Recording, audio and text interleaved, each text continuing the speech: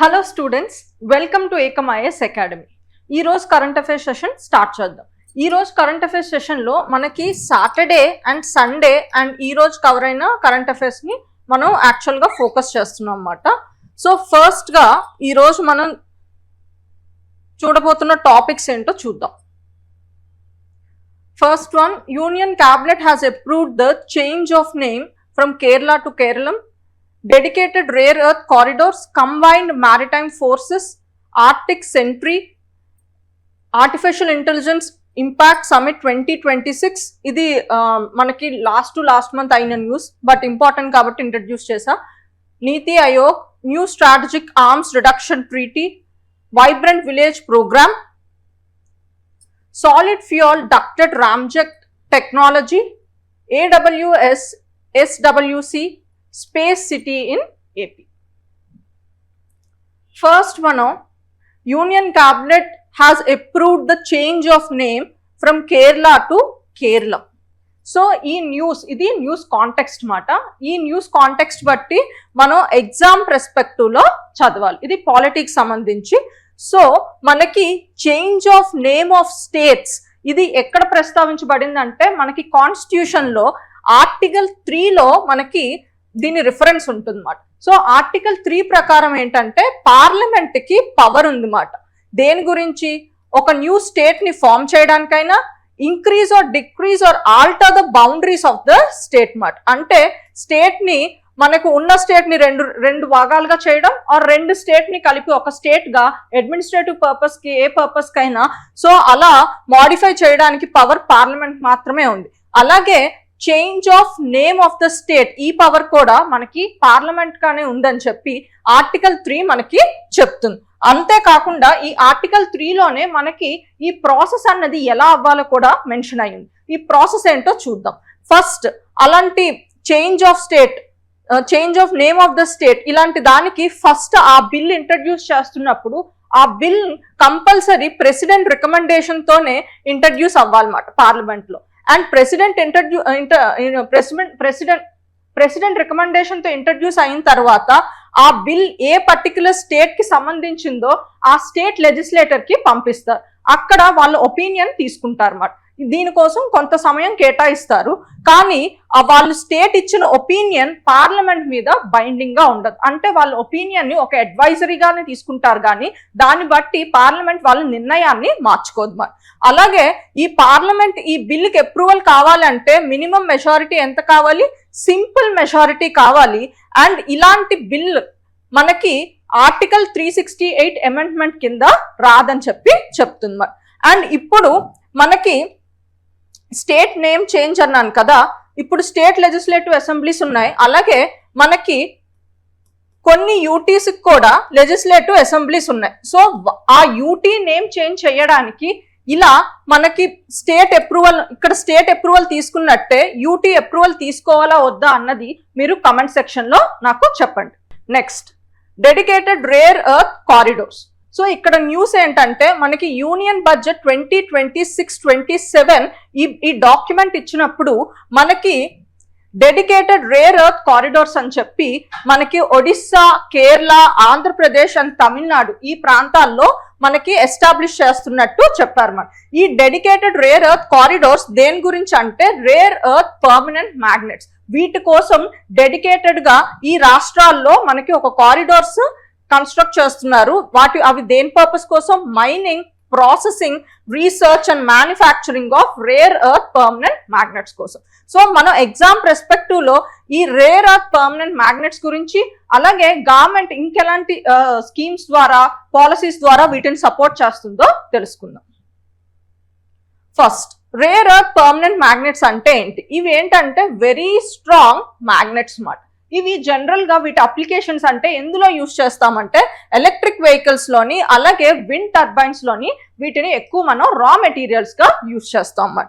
So ఇక్కడ మనకి ఎందుకు ఇవి ఇంపార్టెంట్ అంటే మనం ఇప్పుడు మెజారిటీ ఆఫ్ ద ఈ రేర్ ఎర్త్ పర్మనెంట్ మ్యాగ్నెట్స్ ని ఎక్కువ చైనా దగ్గర నుంచి ఇంపోర్ట్ చేసుకుంటున్నాం. సో మనకి సెల్ఫ్ డిపెండెన్సీ కోసం ఈ పర్టికులర్ స్కీమ్ అన్నది, ఈ పాలసీ అన్నది ఇంట్రడ్యూస్ చేశారు.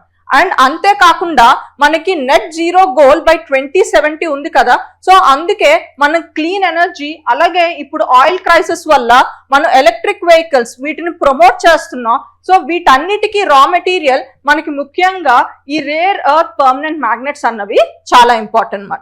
సో అందుకే మన డిఫెన్స్ అండ్ సెక్యూరిటీ ఎక్విప్మెంట్ కూడా ఇవి ఇంపార్టెంట్ రా మెటీరియల్స్ కాబట్టి వీటికంటూ సెల్ఫ్ డిపెండెన్సీ తెచ్చుకోవడం మనకి చాలా ఇంపార్టెంట్ మాట. సో వీటికి గవర్నమెంట్ ఇంకే స్కీమ్స్ పెట్టిందో చూద్దాం మాట. సో మనకి ఈ పర్టికులర్ స్కీమ్ ద్వారా గవర్నమెంట్ ఎంత సుమారు 7,000 కోట్లు ఎలకేట్ చేసింది మాట. సో సెల్ఫ్ డిపెండెన్సీ తెచ్చుకోవడానికి. అలాగే మనకి నేషనల్ క్రిటికల్ మినరల్ మిషన్ అని చెప్పి నేషనల్ లెవెల్లో ఒక మిషన్ స్టార్ట్ చేసి సో మన సప్లై చైన్ ని సెక్యూర్ చేస్తూ డైవర్స్ చేయాలని చూస్తుంది. అండ్ అలాగే మనం ఆల్రెడీ ఇంతకు ముందే డిస్కస్ చేసాం, ఇంటర్నేషనల్ లెవెల్లో ఇలా ఈ క్రిటికల్ మినరల్స్ కోసం ఒక పర్టికులర్ ఆర్గనైజేషన్ ఆర్ అసోసియేషన్ ఉంది. ఇది ఆల్రెడీ మనం ప్రీవియస్ క్లాసెస్ లో డిస్కస్ చేసాం. ఆ పర్టికులర్ ఆర్గనైజేషన్ ఏంటో నాకు కామెంట్ సెక్షన్ లో చెప్పండి. అలాగే మనం mineral and mines and minerals development and regulation act 1957 ప్రకారం దానికి కూడా కొన్ని అమెండ్మెంట్స్ చేసాం. అమెండ్మెంట్స్ చేస్తూ ఏం చేస్తున్నామంటే మైనింగ్ ప్రాసెస్ ని ఈజియర్ చేస్తున్నాం. అలాగే ప్రైవేట్ పార్టిసిపేషన్ ని ఈజీ చేయడానికి రెగ్యులేషన్స్ అన్నవి మనం స్మూతింగ్ చేస్తున్నాం. అలాగే మినరల్ ఎక్స్చేంజెస్ అని డెడికేటెడ్ గా మనం కొన్ని ఎస్టాబ్లిష్ చేస్తున్నాం. ఈ మినరల్ ఎక్స్చేంజెస్ ఏంటంటే మనకి స్టాక్ ఎక్స్చేంజెస్ ఏముంటున్నాయి, అదేంటి ఒక మార్కెట్ ప్లేస్ లా కదా, స్టాక్స్ కొనుక్కోవడానికి అమ్మడానికి. అలాగే మినరల్ కి సంబంధించి మినరల్ ఎక్స్చేంజెస్ అని చెప్పి ఒక స్టాక్ ఎక్స్చేంజెస్ లా క్రియేట్ చేస్తున్నాం అన్నమాట. ఇక్కడ ఏంటంటే మినరల్స్ అమ్మడం కొనడం రెండు అవుతున్నాయి అన్నమాట. నెక్స్ట్ కంబైన్డ్ మ్యారిటైమ్ ఫోర్సెస్, ఇది మనకి ఐఆర్ లోని అలాగే కరెంట్ అఫైర్స్ డైమెన్షన్ లో కవర్ అవుతుంది. So group of countries working together for sea safety, దీని పర్పస్ ఏంటి, సీ సేఫ్టీ గురించి వర్క్ చేస్తున్న ఒక అసోసియేషన్ అన్నమాట. ఇందులో మనకి 47 కంట్రీస్ ఉన్నాయి, అందులో ఇండియా కూడా ఒక భాగం మాట. అండ్ ఈ పర్టికులర్ మెంబర్షిప్ కి వాలంటరీగా జాయిన్ అవ్వచ్చు. అండ్ దీని మెయిన్ ఏమేంటి, సీ సేఫ్టీ, ముఖ్యంగా పైరసీ పరంగా స్మగ్లింగ్ అండ్ ఇల్లీగల్ యాక్టివిటీస్ సీలో అవ్వకుండా, సీ ట్రేడ్ లోని సీ ట్రావెల్లో అవ్వకుండా ఈ సంస్థ అన్నది చూసుకుంటూ ఉంటుంది మాట. సో ఇప్పుడు ఇది న్యూస్ లో ఎందుకుందంటే ఈ పర్టికులర్ ఆర్గనైజేషన్ కి మనకి ఒక ఫోర్స్ అంటూ ఉంటుంది, ఒక డెడికేటెడ్ పీపుల్ ఉంటారు, వాళ్ళు ఈ సీ సేఫ్టీని చూసుకుంటారు కదా, వాళ్ళకి ట్రైనింగ్ ఇచ్చేది ఈ కంబైన్డ్ టాస్క్ ఫోర్స్ 154 మాట. సో దీన్ని ఈ మధ్యకాలం ఇండియా లీడ్ చేసింది, అందుకే ఈ పర్టికులర్ సంస్థ అన్నది న్యూస్ లోకి వచ్చింది. నెక్స్ట్ ఆర్టిక్ సెంట్రీ అన్నది it's a mission led by NATO in the Arctic region. So ఇది నాటో లీడ్ చేస్తున్న ఒక మిషన్. ఎక్కడ ఇది, ఏ ప్రాంతంలో, ఆర్టిక్ రీజన్ లో. ఇప్పుడు నాటో అంటే ఏంటో చూద్దాం. నాటో అంటే North Atlantic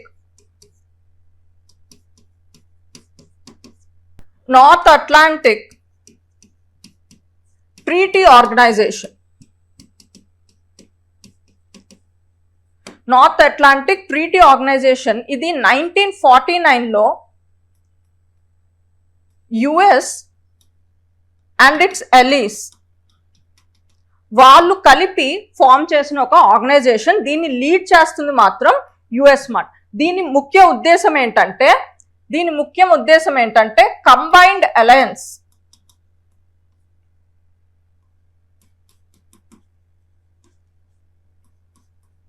for collective defence మాట. అంటే దీని మీనింగ్ ఏంటంటే మనకి యుఎస్ అండ్ యుఎస్ ఫ్రెండ్స్కి ఎవరైనా బయట దేశాలు అటాక్ చేసినప్పుడు సో మిగతా దేశాలు ఈ అలయన్స్ లో ఉన్న ఈ నాటో కంట్రీలన్నీ ఎవరి మీద అటాక్ అయినా ఆ అటాక్ అంతా వాళ్ళందరి మీద అవుతుంది అని పరిగణించి మొత్తం అన్ని ఫోర్సెస్ కలిపి ఆ పర్టికులర్ అటాక్ అవుతున్న పర్టికులర్ కంట్రీకి సపోర్ట్ చేస్తాయి. అందుకే దీన్ని కలెక్టివ్ డిఫెన్స్ స్ట్రాటజీ అంటారు. కలెక్టివ్ డిఫెన్స్ స్ట్రాటజీ అంటే గ్రూప్ లో ఉన్న ఒక్కల మీద అటాక్ అయినా మిగతా గ్రూప్ మెంబర్స్ అంతా కలిసి వచ్చి వీళ్ళని డిఫెండ్ చేస్తూ ఉంటారు. దీన్నే కలెక్టివ్ డిఫెన్స్ అంటారు. ఇది యుఎస్ అన్నది ఇది ఒక మిలిటరీ డిఫెన్స్ ఆర్గనైజేషన్ మాట. అండ్ ఇది 1949లో ఫామ్ అయింది. దీన్ని ఎవరు లీడ్ చేస్తున్నారంటే యుఎస్ లీడ్ చేస్తుంది. ఇప్పుడు ఆర్టిక్ రీజన్ లో సెక్యూరిటీ కోసం ఈ నాటో అన్నది మనకి ఒక పర్టికులర్ ఆర్గనైజేషన్ స్టార్ట్ చేస్తుంది, అదే ఆర్టిక్ సెంట్రీ. అండ్ ఇదేంటి, ఈ పర్టికులర్ ఏ ఫోర్సెస్ దానికి ఈ ఆర్టిక్ రీజన్ ని గార్డ్ చేస్తున్నాయంటే జాయింట్ ఫోర్స్ కమాండ్ నార్ఫిక్. ఈ పర్టికులర్ ఆర్గనైజేషన్ అన్నది ఆర్టిక్ రీజన్ లో మనకి సెక్యూరిటీ అన్నది ప్రొవైడ్ చేస్తుంది. ఇది దేనికి వచ్చింది, ఈ నాటో కంట్రీస్ అన్నవి ఎందుకు వచ్చింది అంటే ఆర్టిక్ రీజన్ లో మనకి China presence and Russia presence పెరుగుతుంది కాబట్టి దాన్ని కౌంటర్ చేయడానికి నాటో ఫామ్ చేసిన అలయన్స్ బాట ఇది. అండ్ ఆర్టిక్ రీజన్ లో పీస్ అండ్ స్టెబిలిటీని ప్రమోట్ చేయడానికి ఉద్దేశంతో స్టార్ట్ చేసిన alliance. Next, solid fuel ducted ramjet technology. So దీని గురించి చెప్పే ముందు మీకు కొంత కాన్సెప్ట్ చెప్పాలి. మనకి జనరల్ గా రాకెట్ ఇంజన్ అయినా మిసైల్ లో వాడే ఇంజన్స్ కైనా మనం ఫ్యూయల్ అండ్ ఆక్సిడైజర్ ఈ రెండు ఉంటాయి అన్నమాట. అంటే ఇంజన్ మనం అంటే లైక్ ఆ బండి ముందుకు వెళ్ళాలంటే ఆ ఫ్యూయల్ అన్నది బర్న్ అవుతూ ఉండాలి, దానికి ఆక్సిడైజర్ కావాలి. సో జనరల్ గా మనం రాకెట్ లో వాడేవి అలాగే మిసైల్స్ లో వాడిన వాటికి ఫ్యూయల్ అండ్ ఆక్సిడైజర్ రెండు మనం పంపిస్తూ ఉంటాం. సో మనకి ఈ ఆక్సిడైజర్ అన్నది జనరల్ గా ఎయిర్ నుంచి వస్తుంది, కానీ మనం రాకెట్ కి అండ్ అలాగే మిసైల్స్ కి ఈ రెండు మనం పంపిస్తూ ఉంటాం. సో ఈ ఫ్యూయల్ అండ్ ఆక్సిడైజర్ లో మనం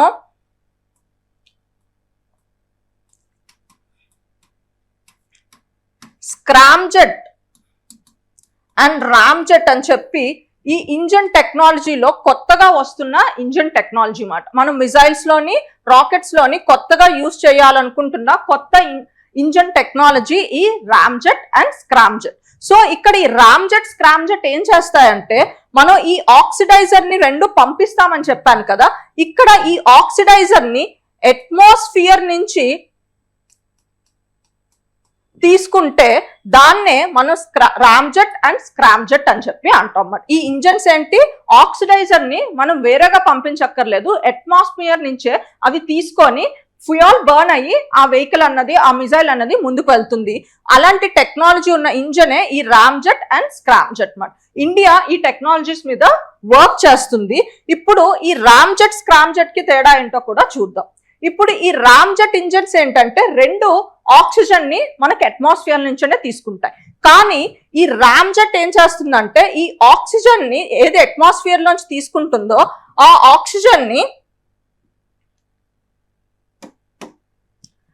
ఆక్సిజన్ కంబషన్ ప్రాసెస్ మనకి ఏ స్పీడ్ లో అవుతుంది, సబ్సోనిక్ కంబషన్ అంటారు. కంబషన్ అంటే ఏంటంటే మనకి ఫ్యూయల్ బర్న్ అవ్వడం in presence of oxygen. Combustion అంటే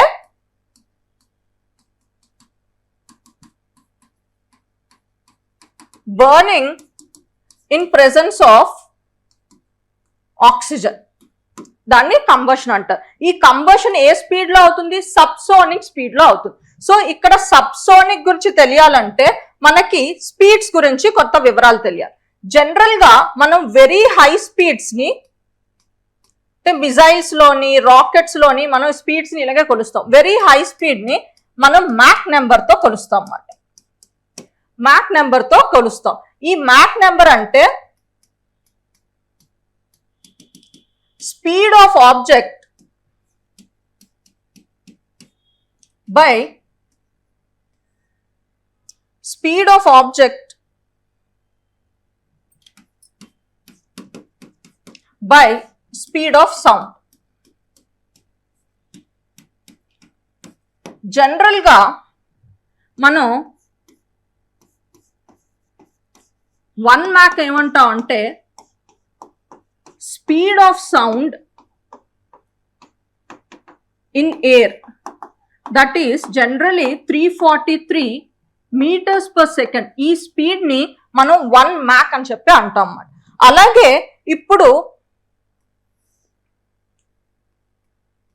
మనకి డిఫరెంట్ నేమ్స్ ఉంటాయి. ట్రాన్సోనిక్ అంటే మనకి speed is equal to 1 Mach అని అర్థం. అలాగే మనకి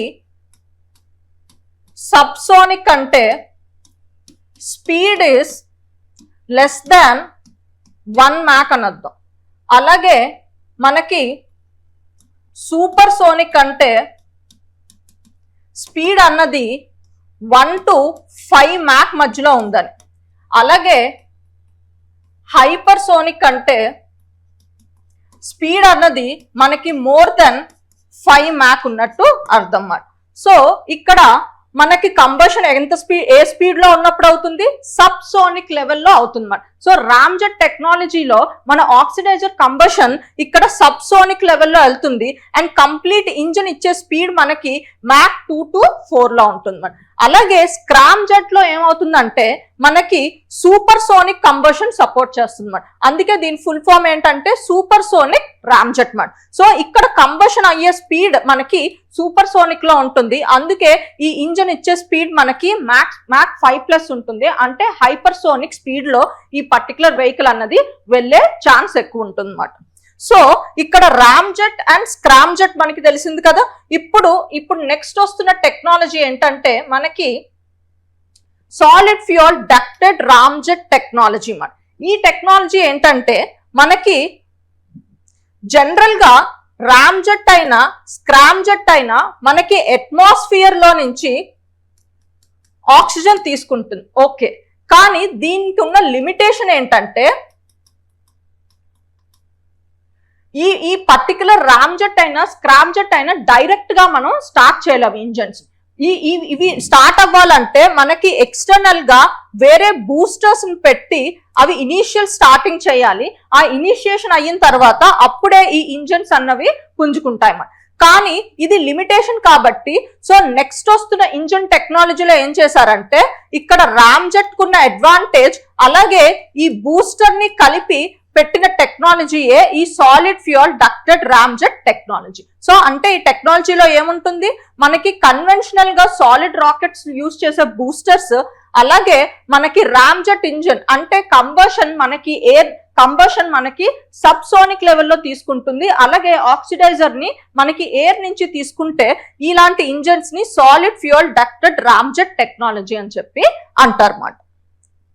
అండ్ ఇది ఎలా వర్క్ చేస్తుందంటే మిజైల్ అన్నది ఫస్ట్ స్టార్ట్ అవుతుంది అండ్ బూస్టర్ ద్వారా మనకి ఇనిషియేషన్ ఇస్తుంది. సో ఒక స్పీడ్ రీచ్ అయిన తర్వాత మనకి రామ్జెట్ ఇంజిన్ అన్నది స్టార్ట్ అవుతుంది అండ్ హై స్పీడ్స్ లో నుంచి అట్మాస్ఫియర్ నుంచే మనకి ఎయిర్ ని తీసుకొని కంబషన్ అన్నది అవుతుందన్నమాట. అండ్ అలాగే మనకి solid fuel burns using the atmosphere oxygen and completely మనకి ఫైనల్ స్పీడ్ ఏంటంటే సూపర్ సోనిక్ స్పీడ్ లో మనకి ఆ పర్టికులర్ మిజైల్ అన్నది వెళ్తుందన్నమాట. సో రిజల్ట్ ఏంటి, మనకి లాంగ్ రేంజ్ అచీవ్ చేయొచ్చు. ఎందుకంటే మనకి జనరల్ గా రాకెట్ లో ఇంజిన్ పార్టే ఎక్కువ వెయిట్ అన్నది తీసేసుకుంటుంది. రాకెట్ లో ఇంజిన్ పార్టే ఎక్కువ వెయిట్ తీసుకుంటుంది ఎందుకంటే ఫ్యూయల్ అండ్ ఆక్సిడైజర్ పంపిస్తున్నాం. సో ఇప్పుడు ఈ ఆక్సిడైజర్ వెయిట్ మనకు ఉండదు కాబట్టి మనకి వార్ హెడ్ అయినా లాంచర్ కి పేలోడ్ అయినా మనం వెయిట్ పెంచే స్కోప్ ఎక్కువ ఉంటుంది. సో అలాగే వార్ హెడ్ అయితే మనం ఎక్కువ రేంజ్ తక్కువ వెయిట్ ఉంటుంది కాబట్టి ఎక్కువ రేంజ్ పంపించవచ్చు, హైయర్ స్పీడ్స్ కి అచీవ్ చేయొచ్చు, అలాగే బెటర్ ఎఫిషియన్సీ మనం అచీవ్ చేయొచ్చు అన్నమాట. అలాగే మనకి ఈ టెక్నాలజీ ఎవరు డెవలప్ చేస్తున్నారంటే డిఆర్డిఓ డెవలప్ చేస్తుంది అండ్ సక్సెస్ఫుల్ గా ఇండియాలో ఇది టెస్ట్ అయింది మాట. అండ్ ఇది మనం ఎయిర్ టు ఎయిర్ మిజైల్స్ లో యూజ్ చేయాలని అనుకుంటున్నాం, ముఖ్యంగా క్రూజ్ మిజైల్స్ లో దీన్ని యూజ్ చేయాలనుకుంటున్నాం అన్నమాట. నెక్స్ట్ సో మనకి ఈ డిఫరెన్సెస్ అన్నవి ఇంపార్టెంట్ అన్నమాట. మనకి సాలిడ్ ఫ్యూయల్ డక్టెడ్ రామ్జెట్ టెక్నాలజీకి అలాగే కన్వెన్షనల్ రాకెట్స్ కి కొన్ని డిఫరెన్సెస్. లైక్ ఆక్సిడైజర్ మనం ఏం చేస్తున్నాం ఇక్కడ అట్మాస్ఫియర్ నుంచి తీసుకుంటుంది. కన్వెన్షనల్ రాకెట్స్ కి మనం ఆక్సిజన్ ని పంపించాలన్నమాట ఆక్సిడైజర్ లాగా. సో వెయిట్ ఏంటి, మనకు ఆక్సిడైజర్ వెయిట్ తగ్గింది కాబట్టి మనకి టోటల్ గా ఆ మిజైల్ వెయిట్ అలాగే లేకపోతే ఆ పర్టికులర్ లాంచర్ వెయిట్ అన్నది కొంచెం తగ్గుతుంది. ఇక్కడ మాత్రం హెవీగా ఉంటుంది ఈ రెండిటితో కంపేర్ చేస్తే. ఇక్కడ రేంజ్ అన్నది మనం పెంచొచ్చు, ఇక్కడ షార్టర్ రేంజే ఉంటుంది. ఎఫిషియన్సీ అన్నది హైగా ఉంటుంది, ఇక్కడ ఎఫిషియన్సీ అన్నది లోగా ఉంటుంది. ఈ డిఫరెన్సెస్ అన్నవి గుర్తుంచుకోండి, ఎగ్జామ్ లో మనకి డిఫరెన్సెస్ అడగొచ్చు. Next AA impact summit 2026. ఈ సమిట్ అన్నది రీసెంట్ గా మనకి గ్లోబల్ సౌత్ లో ఫస్ట్ టైం మనకి ఈ సమిట్ అయ్యింది.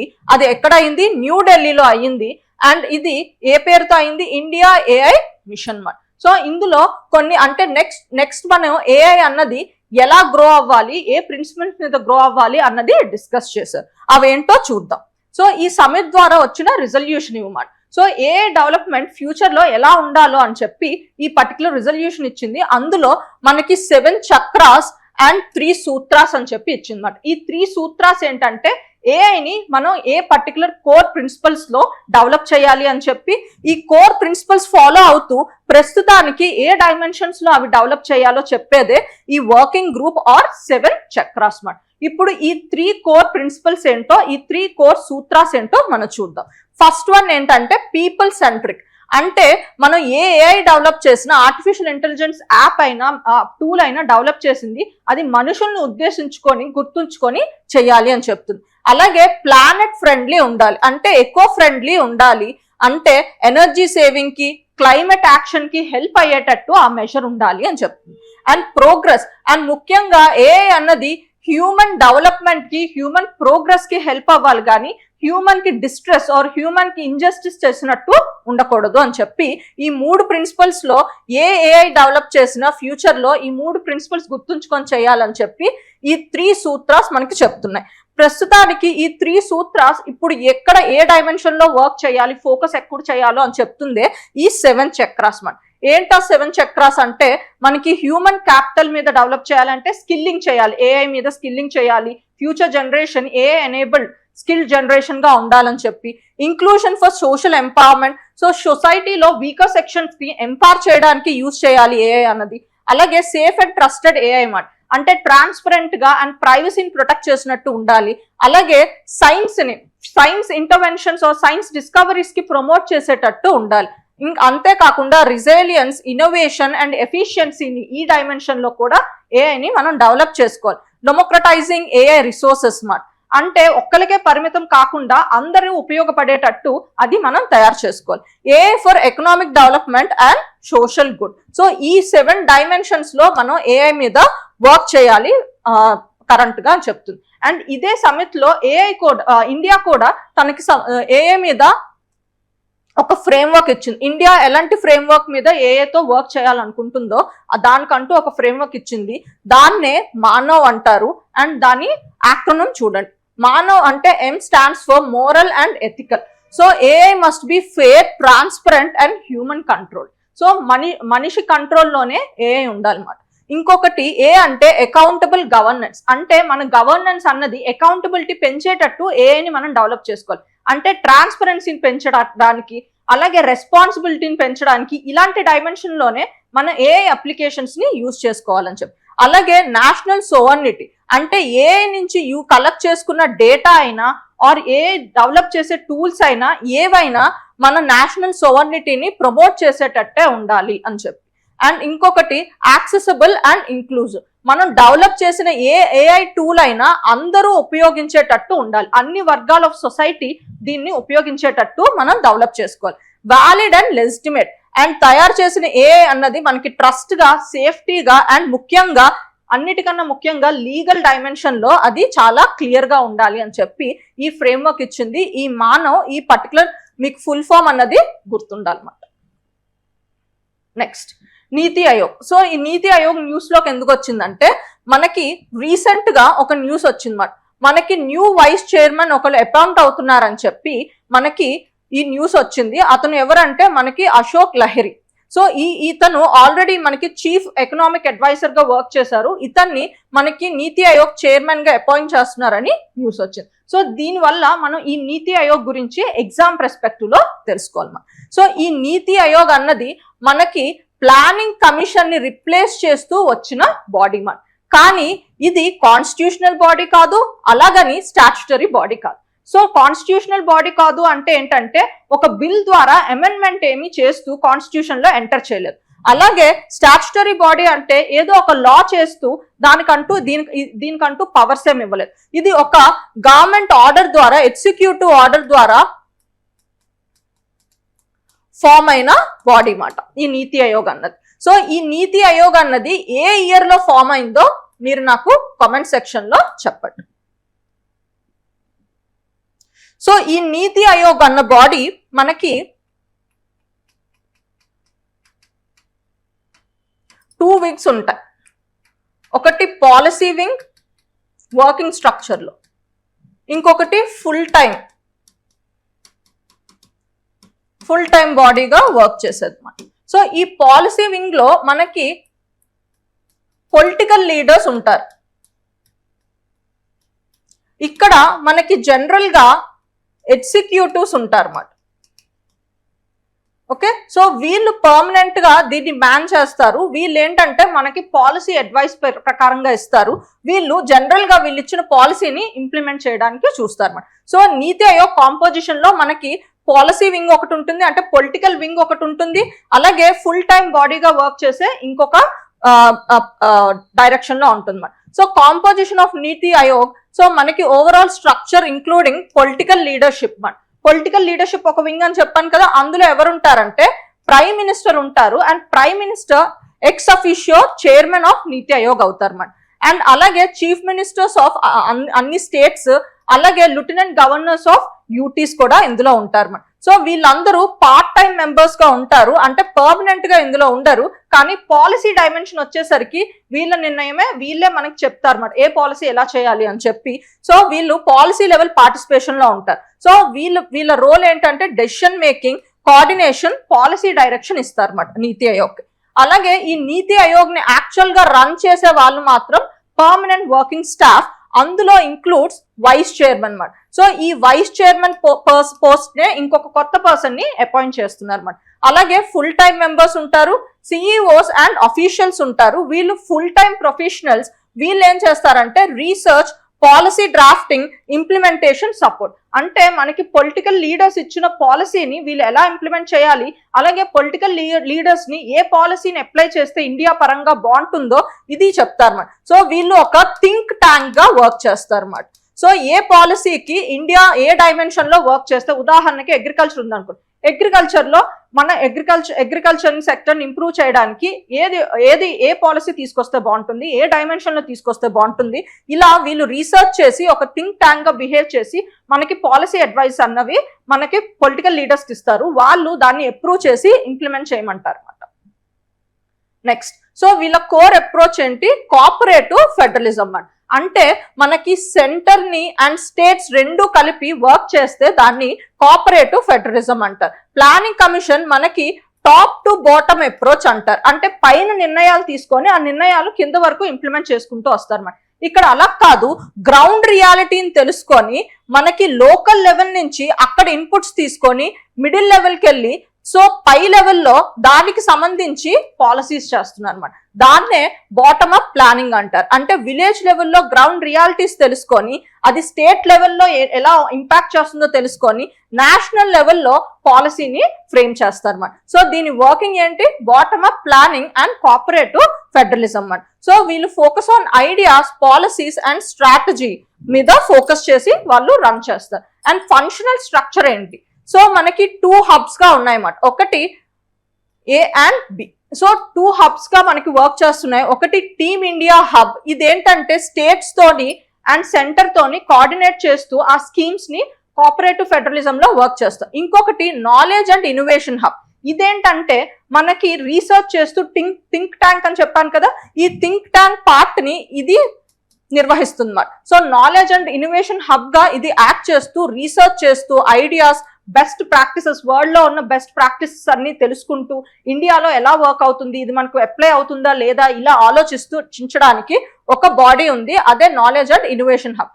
ఇవన్నీ చేస్తూనే మనకి వర్టికల్ డివిజన్స్ కూడా ఉన్నాయన్నమాట. అంటే అగ్రికల్చర్ రిలేటెడ్ ఒక పర్టికులర్ డైమెన్షన్ లో ఒక పర్టికులర్ డిపార్ట్మెంట్ వర్క్ చేస్తుంది, అలాగే హెల్త్ డైమెన్షన్ లో ఒక డిపార్ట్మెంట్, ఎడ్యుకేషన్ డైమెన్షన్ లో ఒక డిపార్ట్మెంట్, అలాగే స్పెసిఫిక్ పాలసీ ఏరియాస్ లో ఫోకస్ చేయడానికి ఇలా మనకి నీతి ఆయోగ్ ఫంక్షనల్ స్ట్రక్చర్ ని డివైడ్ చేశారన్నమాట.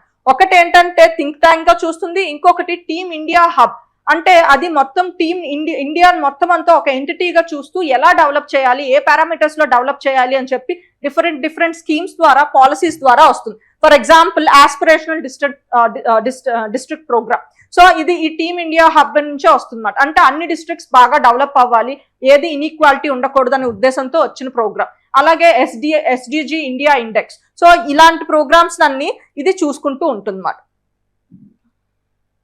అలాగే నీతి ఆయోగ్ కీ ఇనిషియేటివ్స్ ఏంటి?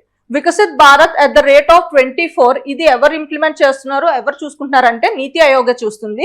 ఇందులో road map for India to develop to become as a developed country and net zero emissions by 2070 దీని టార్గెట్ మాట.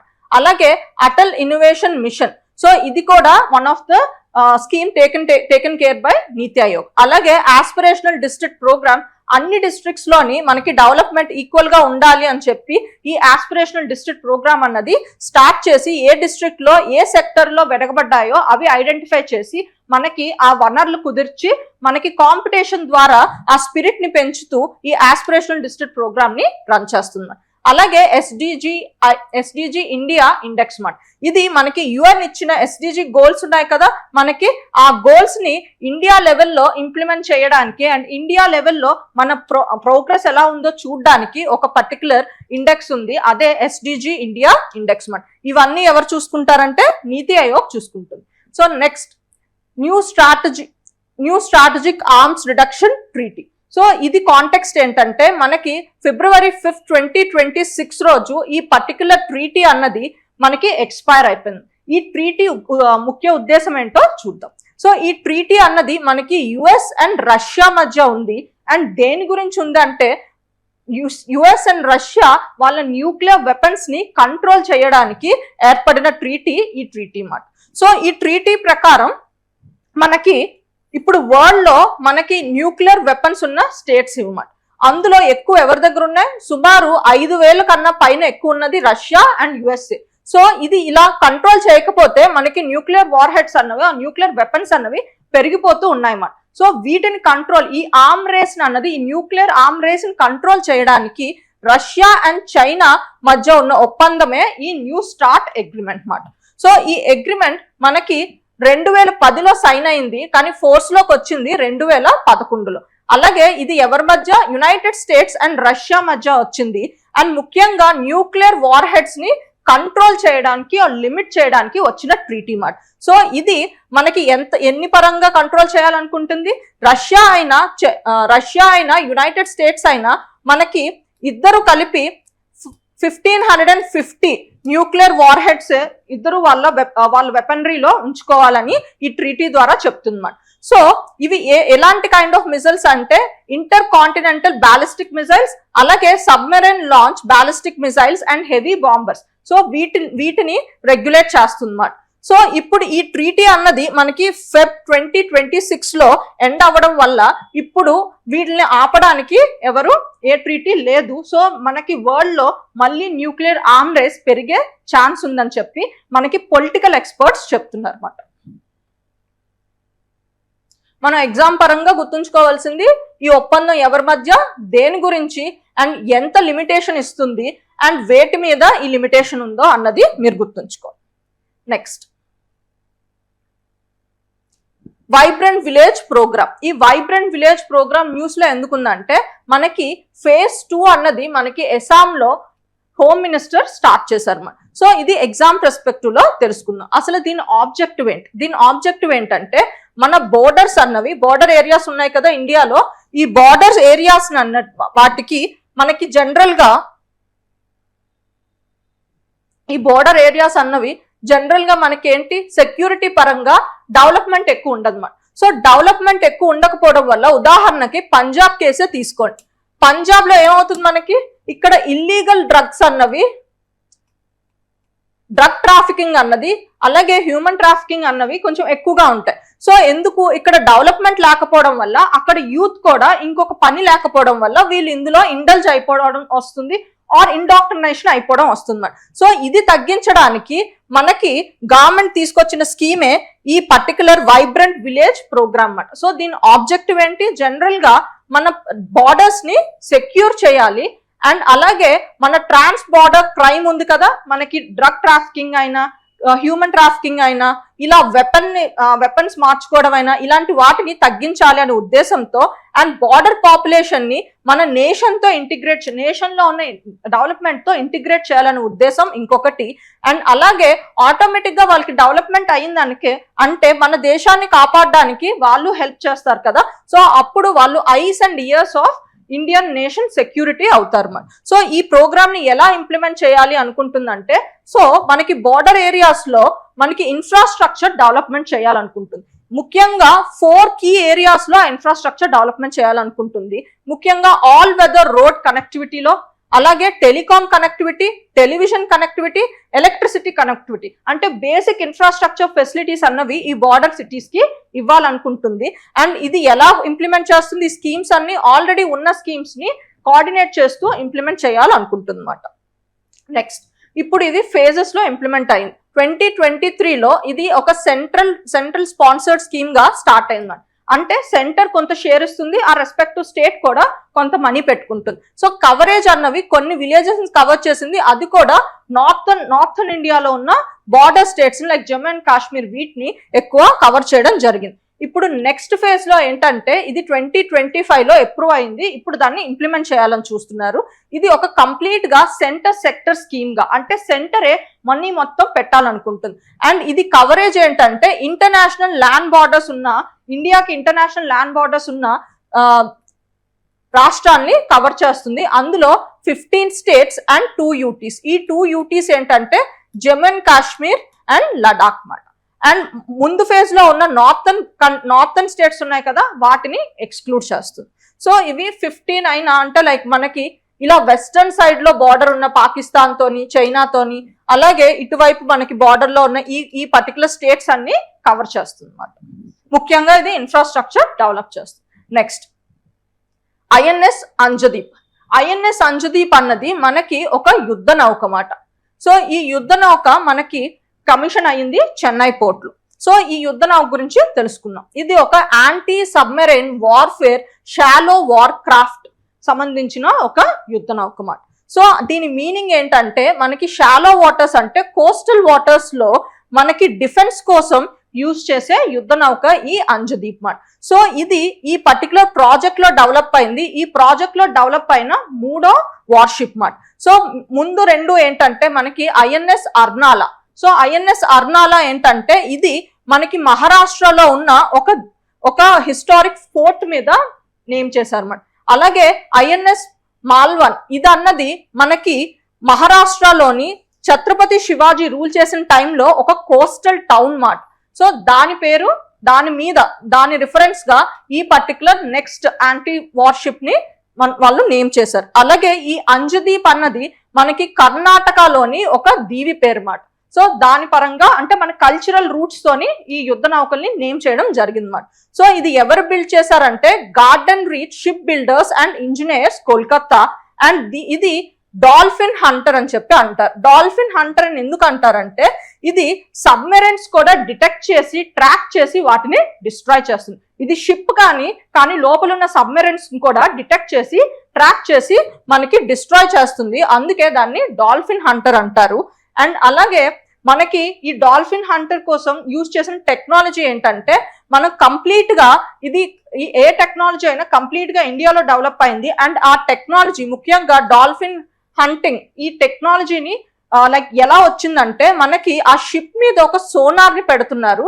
ఆ సోనార్ ఏం చేస్తుందంటే, కింద వెళ్తున్న సబ్మెరైన్స్ ని డిటెక్ట్ చేసి, సో డిటెక్ట్ చేయడం వల్ల వాటి మీద అటాక్ చేయడం వీలవుతుంది. ఆ సోనార్ పేరే మనకి అభయ్ మాట. ఈ సోనార్ అంటే ఏంటంటే, మనకి వాటర్ లో వెళ్తున్నప్పుడు సౌండ్ వేవ్స్ ప్రకారం తెలుసుకొని, సౌండ్ వేవ్స్ బట్టి మనకి ఎక్కడుందో ఆబ్జెక్ట్ తెలుస్తుంది. ఉదాహరణకి మనకి గాజీ మూవీ ఉంది కదా, రానా. సో అతను యాక్ట్ చేసిన మూవీలో ఈ సబ్మెరైన్ లో మనకి సోనార్ డివైజెస్ యూజ్ చేస్తారు అన్నమాట.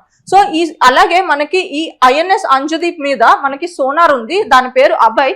ఈ అభయ్ ద్వారా మనకి సబ్మెరైన్స్ ఎక్కడున్నాయో ఏంటో తెలుసుకుంటుంది అన్నమాట.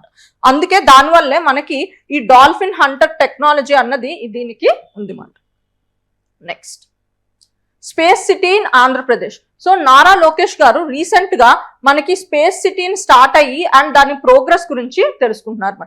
సో ఈ స్పేస్ సిటీ ప్రాజెక్ట్ అన్నది ఎక్కడుందంటే, మనకి తిరుపతి డిస్ట్రిక్ట్ లో తొట్టంబేడు మండల్లో ఉందన్నమాట. ఈ స్పేస్ సిటీ అన్నది మనకి ఎంత ఏరియాలో డెవలప్ అవుతుందంటే 26,000 ఎకర్స్ లో డెవలప్ అవుతుంది. అండ్ ఇది ఒక ఇండస్ట్రియల్ క్లస్టర్ గా డెవలప్ అవుతుంది. అందులో మనకి India's first private cryogenic engine test facility ఒకటి ఏర్పడబోతుంది అనమాట. ఆ కంప్లీట్ ఇండస్ట్రియల్ క్లస్టర్ లో ఒకటి మనకి private cryogenic engine test facility ఒకటి వేరేగా వస్తుంది. ఇది ఎవరు చూసుకుంటున్నారంటే ఒక ప్రైవేట్ సెక్టర్ అయిన ఆస్ట్రోబేస్ స్పేస్ అని ప్రైవేట్ ఫర్మ్ అన్నది ఇది హ్యాండిల్ చేస్తుంది. నెక్స్ట్ ఇది మనకి జనరల్ గా శ్రీహరికోట సతీష్ ధావన్ స్పేస్ స్టేషన్ కి 60 కిలోమీటర్ల దూరంలో ఉందన్నమాట. సో మనం ఆ స్పేస్ ఎకో సిస్టమ్ లోనే ఆంధ్ర కూడా పార్ట్ అయ్యేటట్టు ఉందన్నమాట. అండ్ ఇంకొకటి ఇక్కడ మనకి ఫ్యూచర్ ప్లాన్ లో ఏంటంటే మనకి హోప్ ఐలాండ్ ఇది కాకినాడ దగ్గర ఉంటుంది. ఈ హోప్ ఐలాండ్ లో ఫ్యూచర్ లో మనం శాటిలైట్ లాంచ్ ఫెసిలిటీ కూడా స్టార్ట్ చేయాలనే ఉద్దేశం ఉందన్నమాట. Thank you.